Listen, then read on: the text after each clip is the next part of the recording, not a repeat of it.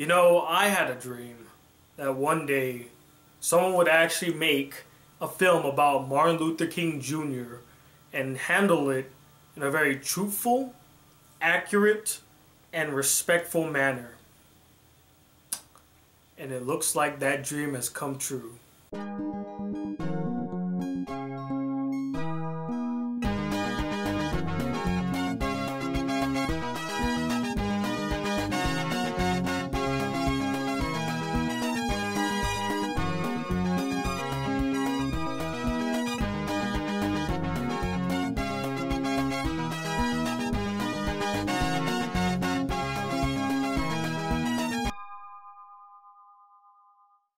Hey guys, the Black Critic Guy, and today I'm here to review the film Selma. Now, the film Selma takes place in a very tumultuous time in U.S. history where segregation was alive and well in the South, and it follows the demonstrations and peaceful protests by Martin Luther King Jr. and how he got it all together. Now, to my knowledge, and I could be wrong about this, but I don't think there has ever been a theatrical film made about Martin Luther King Jr. Sure, there's been a lot of TV movies, TV specials, documentaries, and miniseries about the man, but never a full-on theatrical film about Martin Luther King. And it could be because with all of his contributions to the world and countless of good things he has done, to sum it all up in a 2-hour-long movie, it just wouldn't do the man any justice, so I guess nobody wanted to attempt that. But seeing Selma, I think they really picked a very monumental time in Martin Luther King's life to show on the big screen. And what I really appreciate about this film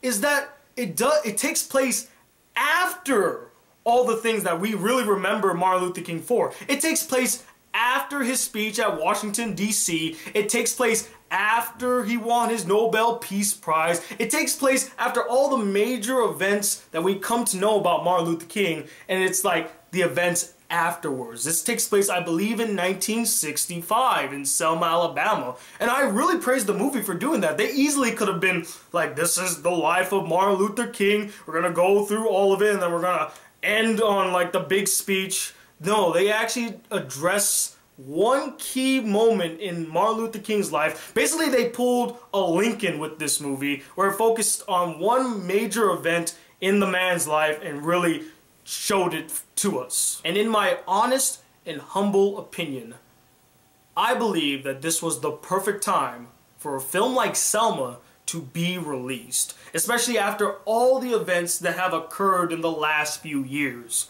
Because people need to be reminded of the struggle, of the trials and tribulations that the people faced back in the 1950s and 60s. They need to be reminded of the people that sacrificed their lives to give us the rights that we have today. And people need to be inspired to make a change. And needless to say, I thought that Selma was a great and fantastic film. And one that I truly respect in the fact that it doesn't really follow the same trend as other films that talk about the civil rights movement before it. I mean, yes, they do shine a light on the civil rights movement and they do show it as a justifiable cause, but they also show many other facets to it, and I found that so intriguing. I was hoping that this film could stand out amongst the other civil rights type films, and I think that it truly does. And it stands out for many reasons. The biggest one being its portrayal of the man that was Martin Luther King Jr. They do not put this guy on a pedestal. They do not treat him as a god among men, as I've seen in TV specials and heard in documentaries. They show Dr. King for what he truly was. He was a man. He had faults. He had a lot of faults that were addressed in the film. He had doubts. There's a scene where he's in a jail cell and he's talking to one of the people that I'm guessing is his friend.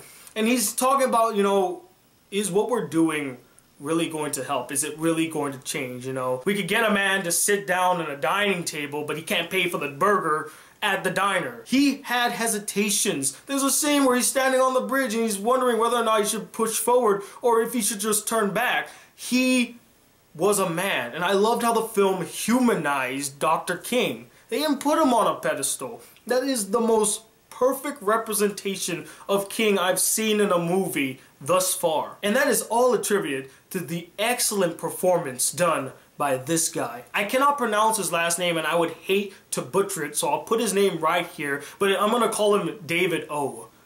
This guy, he did such a phenomenal job portraying Dr. Martin Luther King. Now at first I was a little scared because his voice didn't really capture the voice that was Martin Luther King Jr.'s voice. I've heard Martin Luther King's voice so many times I could tell it from a mile away, but when I heard his voice it didn't really sound like him and I was a little scared and hesitant to really see him as Martin Luther King. But as the film continued, I just got sucked into his performance, especially when he is preaching to the crowd.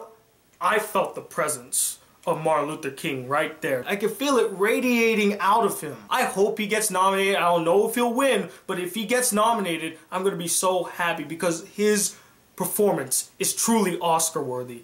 One of the best performances I've seen of the year. The writing in the film was excellent, and I loved how they addressed all the struggles, all of the pressure and all the conflict that Dr. King had to face during the Selma protests. You would think that a film called Selma would only focus on the town of Selma and what Martin Luther King Jr. did in that town. But no, the film also addresses what he was dealing with meeting with the president in Washington, D.C. and trying to push the Voting Rights Act. It shows his marital struggle to keep his marriage alive because there's a lot of issues going on right there. I love that the film addressed this because I've heard about it for years, but I always thought no one would ever see that put in film, and they did. They addressed it in this film. They actually put it on screen and gave it so much attention and focus. I love that. And although I felt like the film's representation of the march and the brutality by the police was done very well and unfiltered, I felt like they kind of withheld on showing a little bit more of the gruesomeness of that scene. I felt like it was probably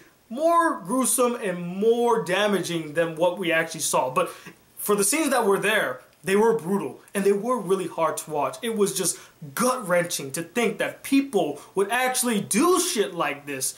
And it did happen. And the sad part is, it continues to happen. I also like the fact that they gave Dr. King a sense of humor. I mean, there are some scenes where he's talking to his buddies and it just feels like a natural conversation and they're just joking around. I wish there were more scenes like that, but of course, it's all about the events that are going down, the struggles that he's facing. But it would have been nice to see more downtime that Dr. King had with his friends. I mean, those scenes were really well done and it really captures the normal life that Dr. King sort of lived now and again. And I guess the last thing I want to talk about and praise about this film was the acting. I already praised David O's performance of Dr. King, but everybody else also did a really good job. And there was just so many notable performances. Like, I thought Tom Wilkinson did a really good job at portraying Lyndon B. Johnson. I felt like he captured him perfectly. Overall, guys, I love this film. This film really touched me. It really spoke to me. This is probably one of the best films about the civil rights movement I probably have ever seen. And if I had seen it in 2014,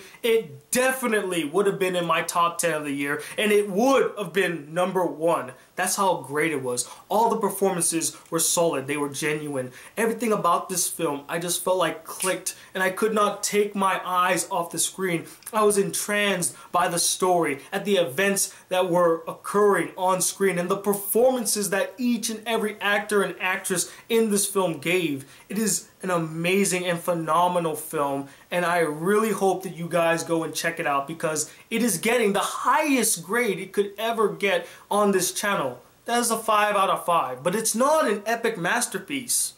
It's just a masterpiece. It's an excellent work of film, and I just loved it. And in recommending films that are very similar to Selma, you guys should definitely check out Malcolm X, starring Denzel Washington as the militant leader. He does a really good job at conveying and capturing the man that was Malcolm X. In fact, he earned an Academy Award nomination for his portrayal. That's how good it was. I would also recommend that you check out Lincoln, which also has a very similar setup in that it takes place in a very crucial moment in this very important person's life. But anyway, I would truly love to know what you guys thought about this film if you have seen it. Did you love it as much as I did? Did you feel like it was a masterpiece and an excellent film? Or did it just not live up to what you were hoping and you felt like it was emotionally manipulative and totally biased? And let me know, who is your favorite social activist? Somebody that fights injustice in the world. Comment below and let me know. And I know I took this review a little bit more seriously, but the film called for a serious review, and that's exactly what I did. So until the next video comes, guys, if you would like to be a part of the Black Critic crew and see more awesome videos on this channel, please hit that subscribe button below, like this video if you really enjoyed it, and I'm Tony Watt II, the Black Critic Guy. Till then, peace, YouTube.